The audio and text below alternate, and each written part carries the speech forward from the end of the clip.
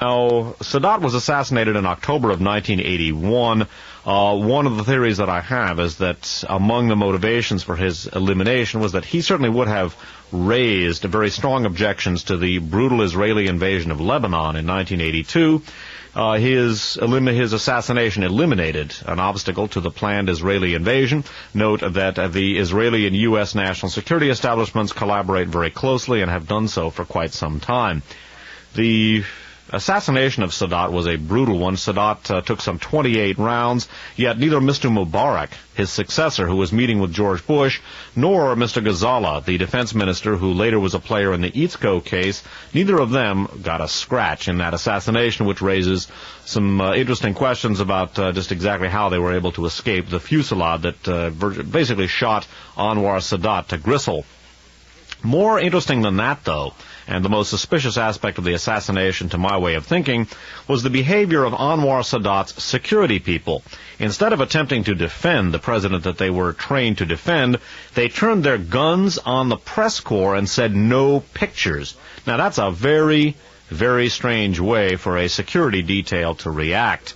I would note that Sadat's security people were trained by, among others, former CIA operative William Buckley, former because he's now dead, and it was William Buckley who was kidnapped from his situation as station chief in Beirut, Lebanon, and his captivity and his torture at the hands of Islamic fundamentalist terrorists was the rationalization for the weapons transfers to Iran. Basically, among others, CIA Director William Casey were very concerned that William Buckley be gotten out of the hands of his kidnappers. And a note, too, how many of the terrorist incidents, kidnappings, etc., that took place in the 1980s were attributed to Islamic Jihad. And it was the Egyptian branch of Islamic Jihad that is being connected to Sheikh Rahman.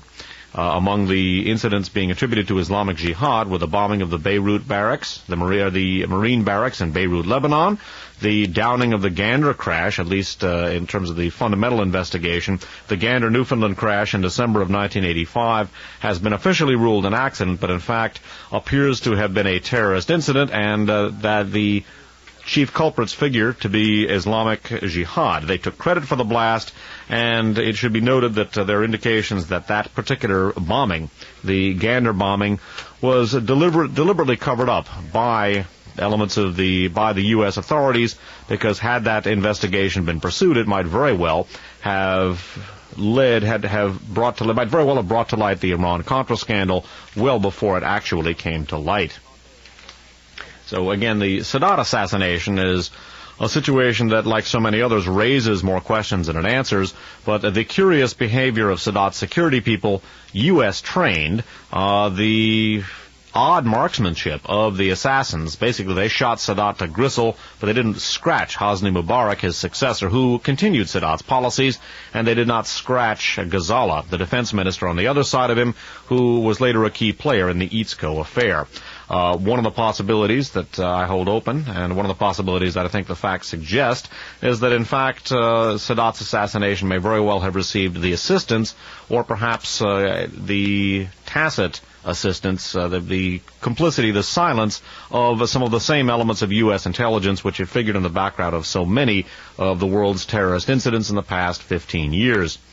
Note, too, that it was in a locker that had been rented by Mohammed Salome that the chemicals which allegedly were used to make the bomb were found.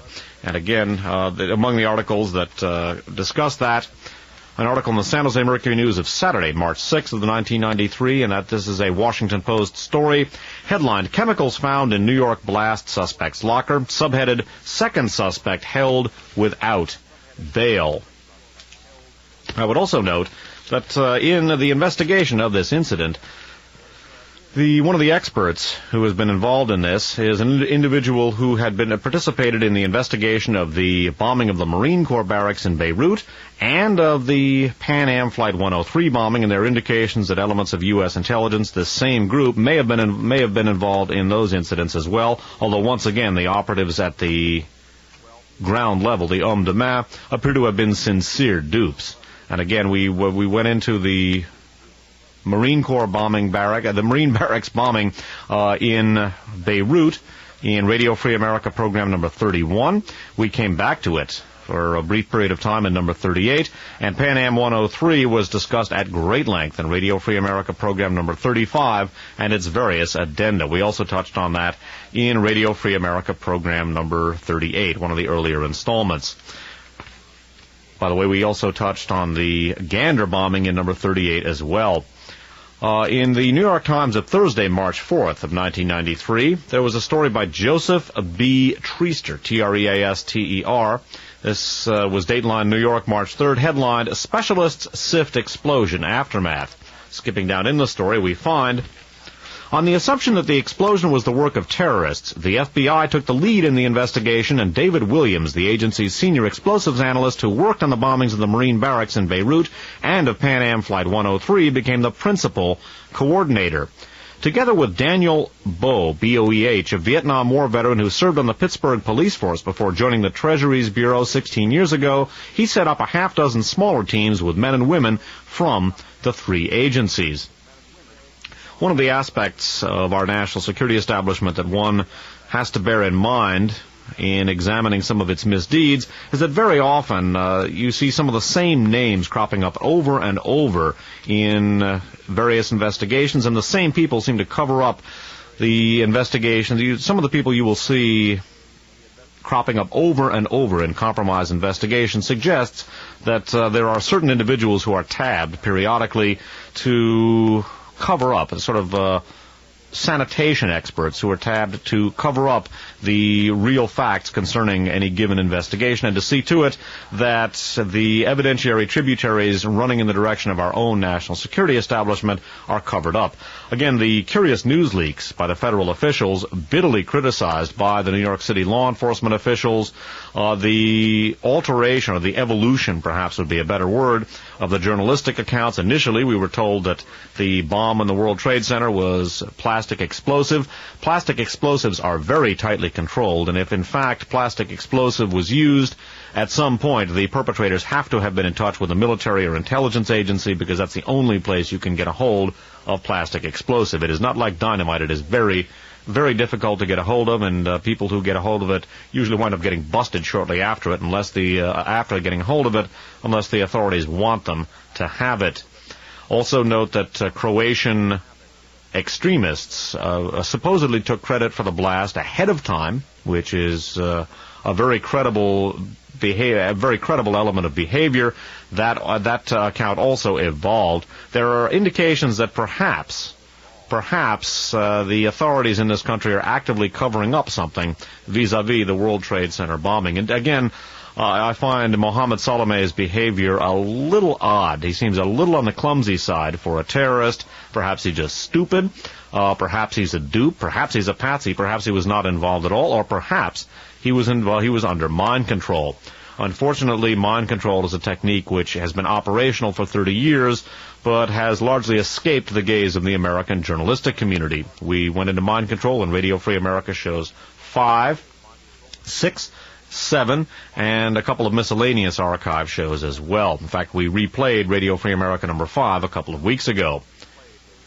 I would note again that this particular individual, David Williams, who is heading up the investigation of the World Trade Center bombing, has previously headed up the investigation into the Marine Corps barracks bombing in Beirut, Lebanon, and the bombing of Pan Am Flight 103.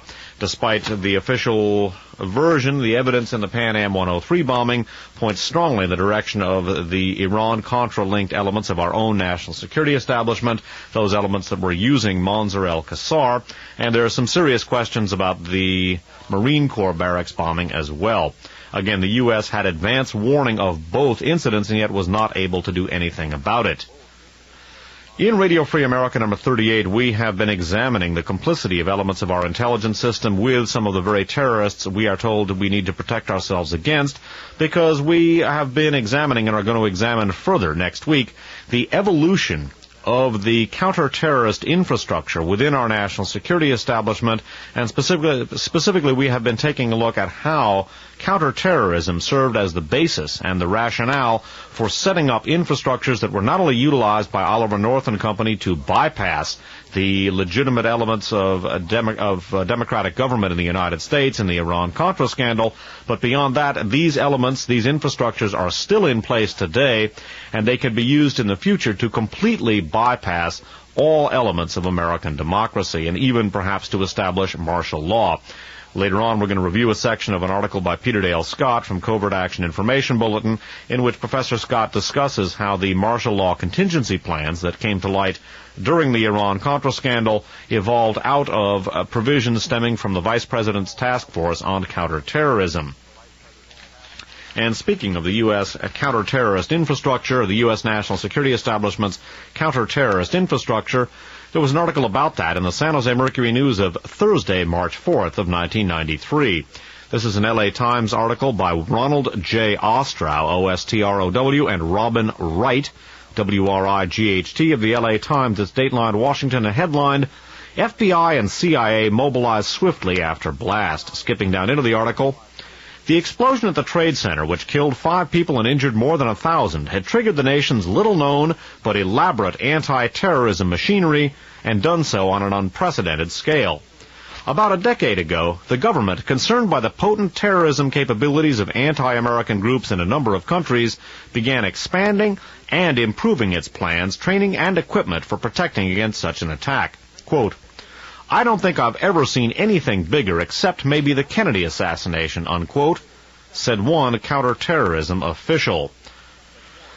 Well, that's an interesting comparison. Again, it is the U.S. counterterrorist capabilities that is the major focus of Radio Free America 38, and ultimately we are going to be taking a look at how the infrastructures within our national security establishment stemming from the provisions made as a result of the Vice President's Task Force on Counterterrorism, they have in the past, as I said, been utilized to completely bypass the normal machinery of democratic government in the United States, and in the future they could be used to completely eliminate all vestiges of democracy in this country in response to a, quote, unforeseen, unquote, incident. It's also interesting, too, that this was compared with the Kennedy assassination, because obviously the Kennedy assassination was arguably the most, well, I don't think arguably, it was the most important domestic intelligence operation conducted in the Cold War period. It was literally a coup, disclaimers to the contrary notwithstanding, and it's fascinating. Perhaps this is just an inconsequential reference, or perhaps the individual who made this particular statement knew more than he was letting on here. I would note that the bomb that lit up the World Trade Center it went off in an area where a motor pool of cars used by the Secret Service in various operations in New York was housed. And again, that may have been pure coincidence, but I wonder whether perhaps, among other things, a message was being sent. My suspicion is, and again, I cannot prove it, there's nowhere near enough information to prove it, but my suspicion is that elements of our intelligence system, again, the old Iran-Contra team, the milieu involved in the Turple-Wilson operations, and their faceless cronies within the national security establishment, that they were behind this particular incident. Bill Clinton has not done himself any favors vis-a-vis the military. They were many elements of it were suspicious of Bill Clinton, although he had the support of elements of naval intelligence and the Navy during the campaign who were out to get George Bush basically as part of the war going on within the intelligence community. Bill Clinton was viewed with suspicion because of his evasion of the draft during the Vietnam War, and when one of his first acts was to sanction gays and lesbians in the military, that literally outraged the military, and I suspect that, it may very well be that in addition to destabilizing his administration, a direct message was being sent to Bill Clinton. I certainly think it's odd that the bomb went off in an area where cars used by the Secret Service were housed. One of the questions that I have about our national security establishment, I suspect this is the case but cannot prove it, one of the questions I have is whether or not messages are sent to party or parties sort of sub rosa, between the lines. When Jimmy Carter in 1979 was talking about completely revamping his administration, he also was making some noises about the Kennedy assassination and was quite vocal about his opinion. It was, of course, an accurate opinion, but his opinion that both Martin Luther King and John Kennedy were assassinated as a result of conspiracies. Shortly after Jimmy Carter began intoning in that regard, there was an odd incident in Los Angeles, and two individuals, one of them named Ray Lee Harvey, and the other one named Oswaldo Ortiz, were arrested for stalking Jimmy Carter with high-powered rifles. No one that I know knows exactly what happened to these two individuals. They were apparently released, but the story very quickly died, and I suspect that basically Jimmy Carter was being sent a message. Basically, shut up. Don't talk about reversing the direction of America, because basically you could wind up just like JFK and Martin Luther King. I suspect that the authorities, the situation has evolved to the point where the authorities, the powers that be in this country, can communicate such messages. I don't know whether those are accompanied by behind-the-scenes communication, basically more explicit communication. In the case of Carter, perhaps he was told flat out, shut up, Jimmy, or you're going to get your brains blown out. Or perhaps it was simply allowed it was simply left for Jimmy Carter to read between the lines. But I suspect that perhaps a message is being sent to Bill Clinton.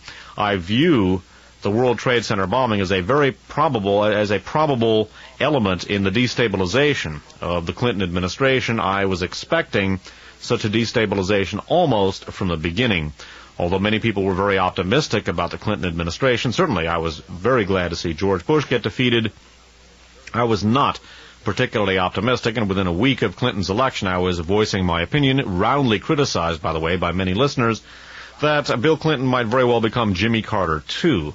And I warned that the very same national security infrastructure which has basically been running the United States, the same national security infrastructure which assassinated the Kennedys, Martin Luther King, and many lesser-known people with impunity, the same national security infrastructure which has destabilized innumerable governments abroad, the same national security infrastructures that destabilized Jimmy Carter with the October surprise, they are still in place, stronger than ever, and Bill Clinton basically faces that very same situation. And I am afraid that the Clinton administration is already undergoing active destabilization, and I suspect that the World Trade Center bombing is part of it. Whether or not the placing of the bomb in an area that was basically used by the Secret Service, whether that was intended to deliberately send a message or whether that was coincidence, I cannot say. But I suspect that this may very well have been an intelligence community inside joke. The community does like to do things like that, and their capabilities are so enormous at this point that unless there is a serious change of heart on the part of a large section of the American people, the journalistic community in particular, I see no indication whatsoever that the abuses of the past, well, really the abuses of the entire Cold War period, will be reversed. Also interesting to me, too, that in the wake of the JFK movie and the death of Jim Garrison last October, this may very well have been a coincidence, but it was interesting that the World Trade Center bombing went up. The World Trade Center was what was lit up, and it's also interesting to see a counter-terrorist official saying this is the biggest thing since the Kennedy assassination, because the Centro Mondiale Commerciale, the U.S. intelligence front on whose board of directors Clay Shaw sat, Clay Shaw was the individual being pursued by Jim Garrison after David Ferrie died. Centro Mondiale Commerciale is Italian for World Trade Center. Again, that may very well be a complete coincidence. There certainly are coincidences, but at the very least it is an odd coincidence. And I wonder, again, whether perhaps messages are being sent to Bill Clinton, perhaps simply it is being allowed for him to read between the lines saying, hey, Billy boy, we can place a bomb in the Secret Service motor pool in New York, and so you better wise up if you don't want to wind up like JFK and others. Or perhaps this is being accompanied by more explicit communication behind the scenes. Perhaps Clinton has been sent a warning. But in any event, I would not be optimistic about the future of the Clinton administration, and once again, I reiterate that the very same forces which destroyed Kennedy, which destroyed Jimmy Carter in a somewhat less bloody fashion, they are in place, they're stronger than ever, and unless something is done to curb their situation, I think we can expect the Clinton administration to basically be the second Carter administration. I would note, too, that the situation of Mohammed Salameh, whether or not he is the participant in this incident that he is alleged to be, that he entered the United States illegally in 1988. Next week I hope to get to a section of the archive show called Election 88, in which I noted that there were a number of alleged terrorists or potential terrorists making the scene in the United States in the spring and early summer of 1988. And I suspected that with the downing of the Iranian Airbus in 1988, there would be a terrorist reprisal against the United States, quite possibly aided and abetted by the very teams that we had been talking about, the people from the Turple-Wilson milieu, the people involved in the Iran-Contra scandal. And indeed, some 6 months after I did that broadcast, in December of 1988, the Pan Am 103 bombing took place, basically fulfilling the, prophecy is a bad word because I'm not religious, but the forecast that I had made in June of that year. I hope to get to this next week. But by the way of the illegal immigrant status of Mohammed Salameh, there was an article about that in the San Francisco Chronicle on March 6th of 1993. This is an article by Nina Bernstein, B-E-R-N-S-T-E-I-N, and Ray Sanchez, S-A-N-C-H-E-Z, of Newsday. It's Dateline New York and headlined, Blast Suspect's Shadowy Life. Subheaded, Apartment was always bustling with activity, neighbors recall. Skipping down in the story, according to Immigration and Naturalization Service officials in Washington, Salameh entered the United States through New York with a Jordanian passport and a tourist visa on February 17, 1988. The visa, issued on December 14, 1987 in Amman, Jordan, expired soon afterward, leaving Salameh here illegally. So note the illegal immigrant status of Mohammed Salameh. We're going to come back to that in just a second. One of the points that I made during the introduction is that in viewing the World Trade Center bombing, one of the possibilities we should consider is that the culprits, if in fact the Islamic fundamentalists, the milieu that's being cited by the media and law enforcement are in fact the perpetrators, that in the background of this is the fascist third position, because that is an explicitly fascist movement which embraces not only extreme left-wing terrorism but Islamic fundamentalist terrorism in particular. Three of the idols of the fascist third position are Muammar Gaddafi, Ayatollah Khomeini, and Louis Farrakhan. And we looked at in the discussions with Farah Mansour, we looked at the collaboration between the U.S. national security establishment, the intelligence community in particular, and the Islamic fundamentalists in Iran, whom they tabbed as the successor, the anti-communist successor to the Shah. It's interesting that the money that was wired into the accounts of Nidal A. Ayad and Mohammed Salameh, the money which has come from, which was found in their accounts, not yet directly connected in the investigation to the terrorist incident that they are alleged to have perpetrated, that money came from Germany, and that suggests at least the possibility of the fascist third position figuring into this, because Germany is the epicenter, along with Italy, of the fascist third position. And indeed, we went into the fascist third position in Radio Free America 32 and the aforementioned miscellaneous two-part archive series. By the way, if a lot of the discussion this evening seems really glib and doesn't make a whole lot of sense to new listeners, I apologize. There's simply no way that I can delineate the discussion that has been laid down on a documentary basis over 14 years during the course of the program this evening. Also had a very, very busy week, and frankly, I'm exhausted this evening and not quite as sharp as I might be in terms of the delivery. So if things are a little bumpy, I apologize. But again, for newer listeners, if a lot of the things that I'm saying sound absolutely off the wall and incomprehensible, I apologize, and you have my sympathies. I can understand how that would be the case. Again, I just simply encourage you to get a hold of the archives and examine the massive body of documentation underlying the things that I'm talking about. Once again, the key archive shows Radio Free America number 4. The key archive shows vis-a-vis U.S. involvement in terrorism, the quote, left-wing terrorism, unquote. Radio Free America number 4. Radio Free America number 19, talking about the strategy of tension. Radio Free America number 20, 21, 22, 23, 30, 31, 32, 34, 35, the miscellaneous two-part archive series dealing with the fascist third position, the miscellaneous archive show about the Gander, Newfoundland bombing / crash, and the miscellaneous archive show dealing with Election 88, all set forth the relevant documentation. Of the money that was wired into the accounts from Germany, an account of that anyway was found in the San Francisco Chronicle of Friday, March 12th of 1993. In the National Report section of the Chronicle, we find an article, Dateline New York, from the Chronicle Wire Services headline, Bomb Inquiry Focuses on Money Trail. It reads in part as follows. The men suspected of exploding a bomb underneath the World Trade Center received tens of thousands of dollars from a bank account in Germany, authorities said yesterday. Officials have not determined the precise amount of money or the identity of the source, but they said the discovery might give credence to the theory that the bombing was the act of an international terrorist organization. Although the money received by the suspects, Mohammed A. Salameh, S-A-L-A-M-E-H, and Nidal A. Ayad, A-Y-Y-A-D, at a National Westminster Bank branch in Jersey City, New Jersey, was wired from a bank in Germany, investigators said they suspected it had originated elsewhere. They said they have no proof that the money was spent in connection with the February 26th bombing, which killed 5 people and wounded more than 1,000.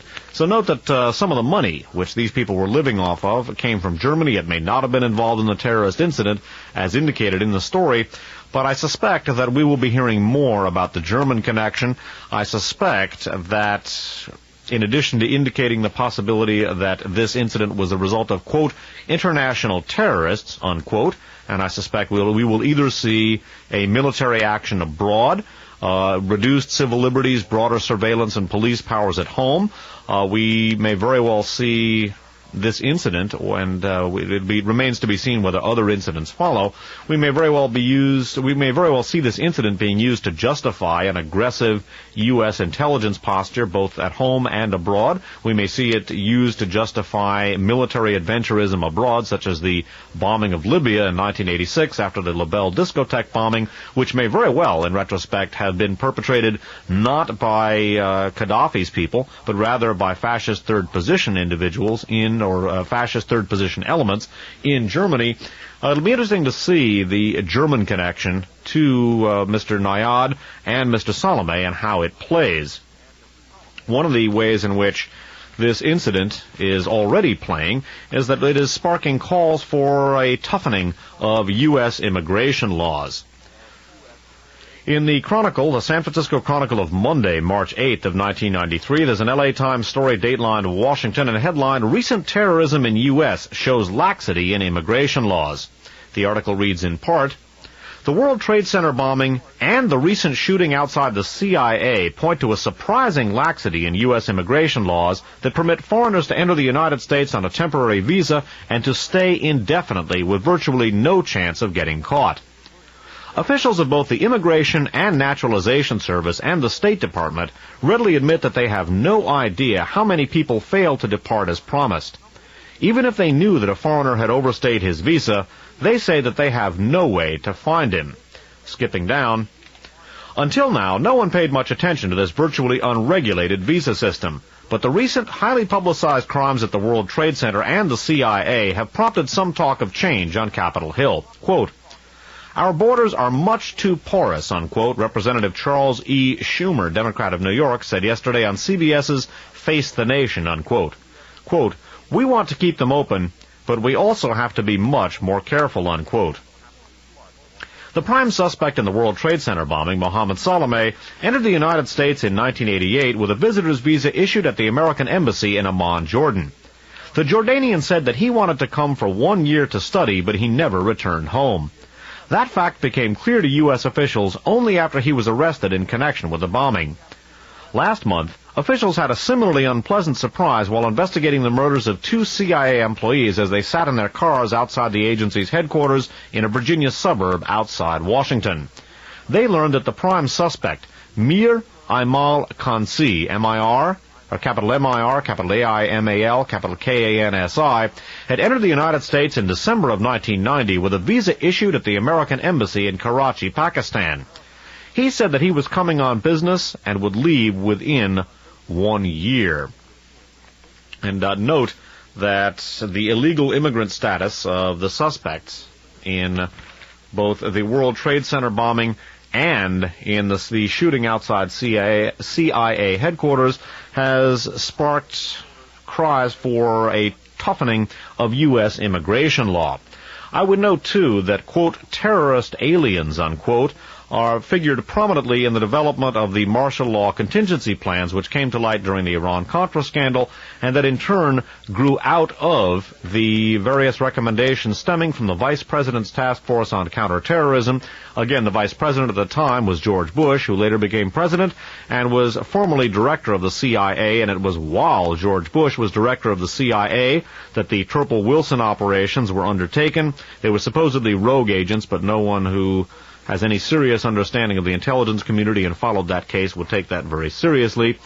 Basically, what we saw with the Turple Wilson situation was a classic case of plausible deniability, and the Vice President's Task Force on Counterterrorism, again, as we looked at a few weeks back, was the Garden of Eden, so to speak. It was the generating point, the genesis point for the recommendations that grew out of it and which in turn led to the creation of the national security infrastructures which were used by Oliver North to bypass the law in the Iran-Contra scandal.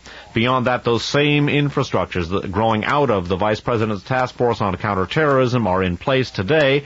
The martial law contingency plans are one of those infrastructures, and those infrastructures could at some point in the future, perhaps not in one fell swoop, but I suspect rather in gradual steps over a period of time, they could be used to completely bypass or, if necessary, eliminate all democratic process in the United States, perhaps setting up martial law and a dictatorship. I'd like to reprise a section of the Peter Dale Scott article that we read into the record a few weeks back.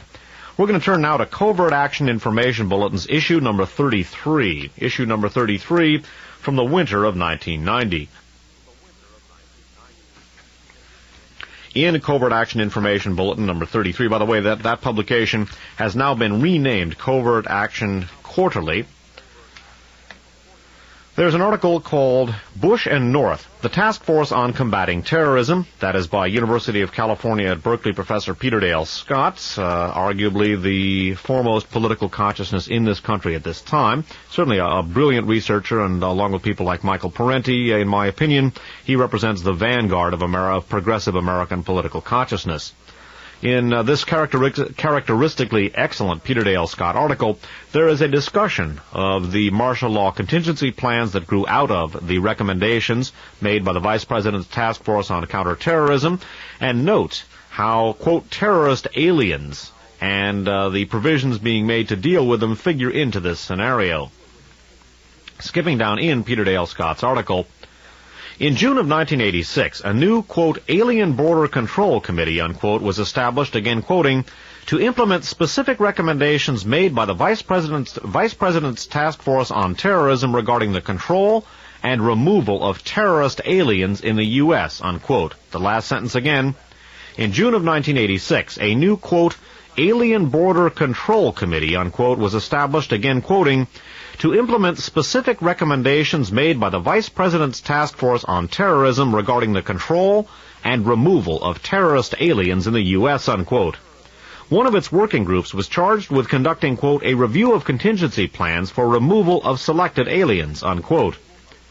These contingency plans, quote, relating to alien terrorists, anticipated that the INS may be tasked with apprehending and removing from the U.S. a sizable group of aliens, unquote, and again called for housing, quote, up to 5,000 aliens in temporary tent quarters at a camp in Oakdale, Louisiana.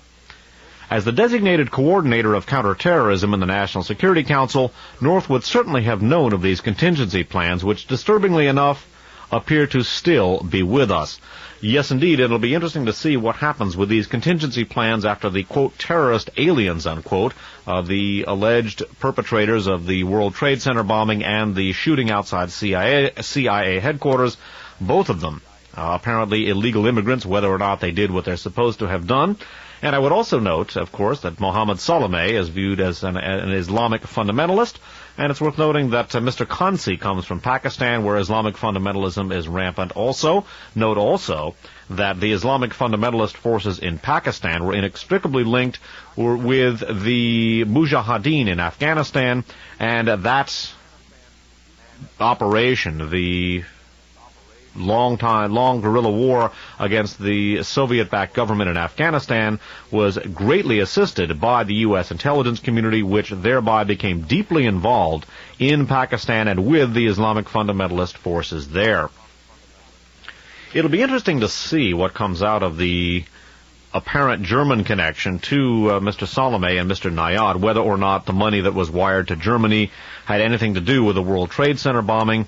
I suspect that in addition to the cries for tightening U.S. immigration laws, which we're already seeing, and it'll be interesting to see whether this incident or perhaps subsequent incidents like it, if in fact they happen, serve to call down the provisions that are made to dealing with, quote, terrorist aliens. I suspect that in addition to the calls for tightening U.S. immigration procedures, the German connection may also prove grist for the reactionary political mills in Germany as well. The outrage on the part of Germans at foreigners who are being scapegoated for Germany's economic problems, that outrage, I suspect, will be fueled by the revelation that, in fact, the suspects in the World Trade Center bombing received funding from Germany. I suspect that the far-right and fascist elements in Germany, which are gaining strength as a result of their anti-immigrant stance, I should say, I suspect that they may cite the World Trade Center bombing and the German connection to it as further indication that foreigners are no good, and as a further rationalization for conducting not only the crackdown on immigration that's taking place in Germany, but also the continued violence against foreigners that has dominated the news there in the past months. By the way, I'm not going to get into it today, but I would refer listeners to an article in the This World section, the This World magazine of today's San Francisco Sunday Examiner and Chronicle. Today, for the benefit of people who hear this program on tape, is Sunday, March 14th of 1993.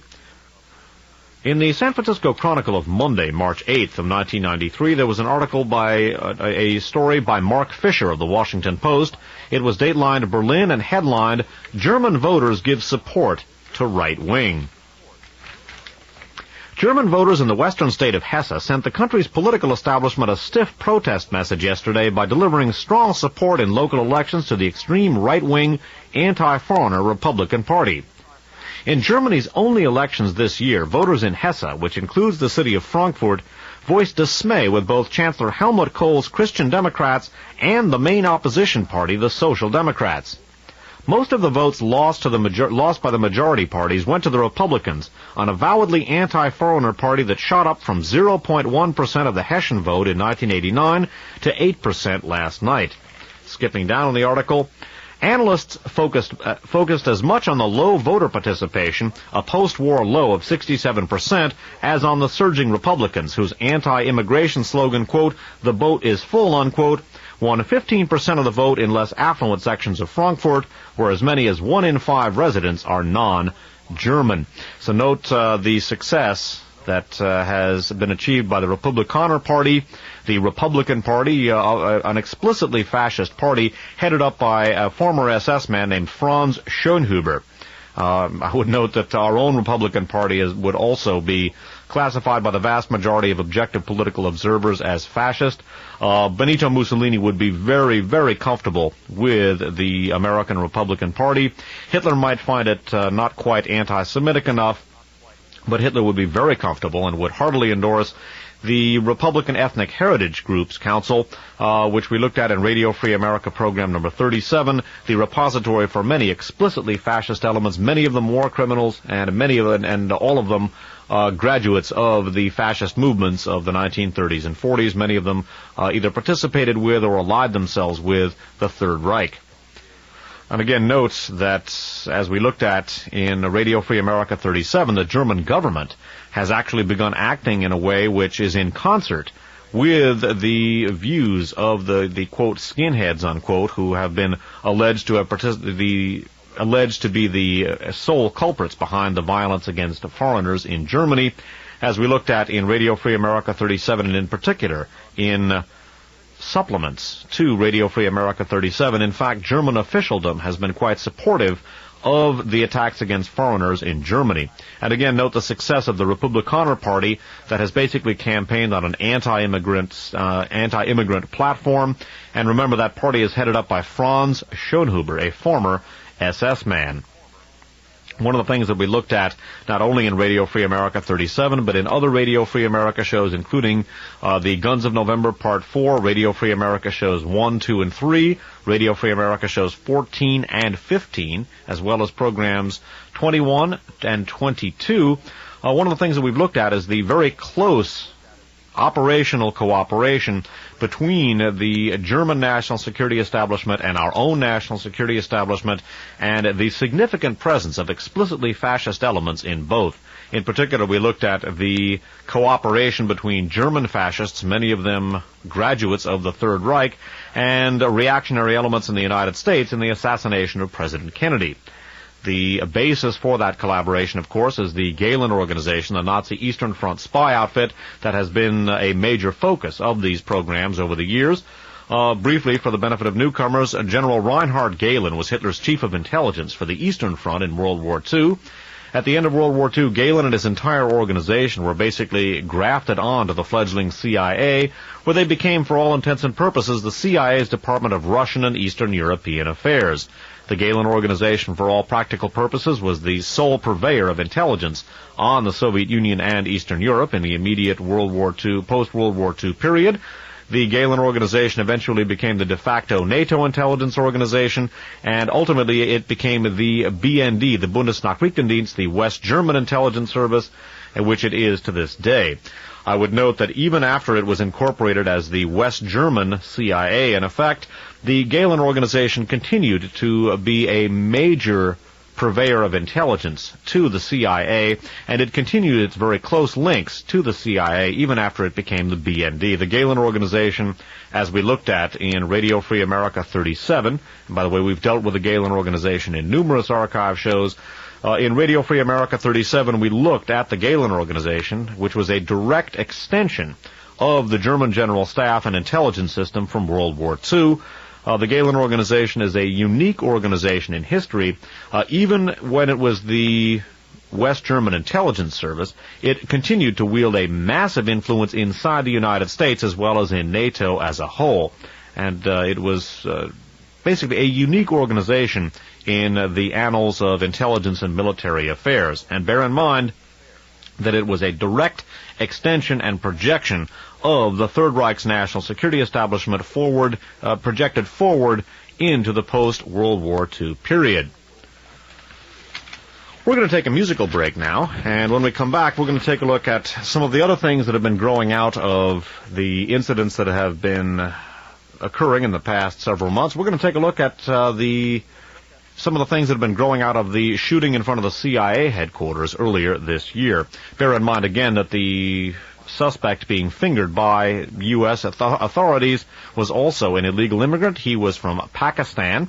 And we're going to take a look at the Islamic fundamentalist movement in Pakistan, perhaps also Afghanistan. And we're going to take a look at a devastating series of bombings in India, which may very well ultimately be laid, rightly or wrongly, at the doorstep of Islamic fundamentalists from Pakistan, or Muslim, quote, Muslim extremists from Pakistan, or perhaps Muslim extremists in India. In any event, we're going to touch on that after a musical break, and then we're going to continue with Radio Free America. Well, we're going to continue with Radio Free America 38 after a musical break.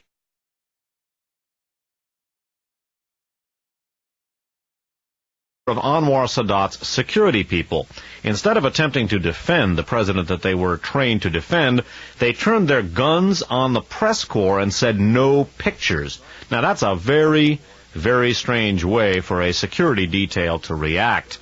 I would note that Sadat's security people were trained by, among others, former CIA operative William Buckley, former because he's now dead, and it was William Buckley who was kidnapped from his situation as station chief in Beirut, Lebanon, and his captivity and his torture at the hands of Islamic fundamentalist terrorists was the rationalization for the weapons transfers to Iran. Basically, among others, CIA Director William Casey were very concerned that William Buckley be gotten out of the hands of his kidnappers. And note, too, how many of the terrorist incidents, kidnappings, etc., that took place in the 1980s were attributed to Islamic Jihad. And it was the Egyptian branch of Islamic Jihad that is being connected to Sheikh Rahman.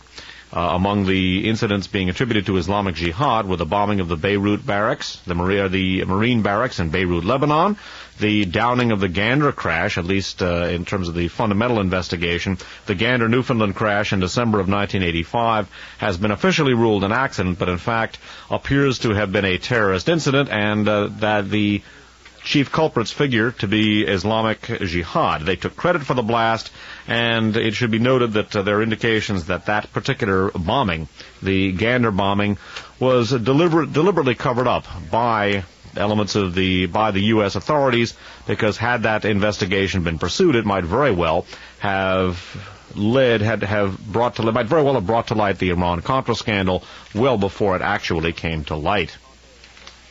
So again, the Sadat assassination is a situation that, like so many others, raises more questions than it answers, but the curious behavior of Sadat's security people, U.S. trained, the odd marksmanship of the assassins. Basically, they shot Sadat to gristle, but they didn't scratch Hosni Mubarak, his successor, who continued Sadat's policies, and they did not scratch Ghazala, the defense minister on the other side of him, who was later a key player in the Itzko affair. One of the possibilities that I hold open, and one of the possibilities that I think the facts suggest, is that in fact Sadat's assassination may very well have received the assistance, or perhaps the tacit assistance, the complicity, the silence of some of the same elements of U.S. intelligence which have figured in the background of so many of the world's terrorist incidents in the past 15 years.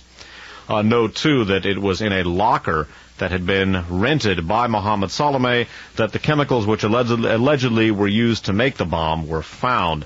And again, among the articles that discuss that, an article in the San Jose Mercury News of Saturday, March 6th of 1993, and that this is a Washington Post story, headlined, Chemicals Found in New York Blast Suspect's Locker, subheaded, Second Suspect Held Without Bail.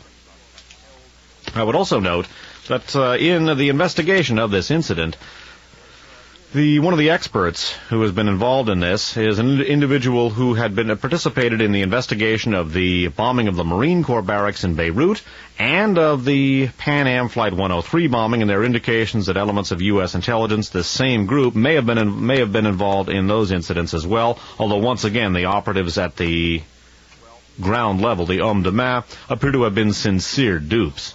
And again, we went into the Marine Corps bombing the Marine barracks bombing in Beirut in Radio Free America program number 31. We came back to it for a brief period of time in number 38, and Pan Am 103 was discussed at great length in Radio Free America program number 35 and its various addenda. We also touched on that in Radio Free America. Now, Sadat was assassinated in October of 1981. One of the theories that I have is that among the motivations for his elimination was that he certainly would have raised very strong objections to the brutal Israeli invasion of Lebanon in 1982. His assassination eliminated an obstacle to the planned Israeli invasion. Note that the Israeli and U.S. national security establishments collaborate very closely and have done so for quite some time.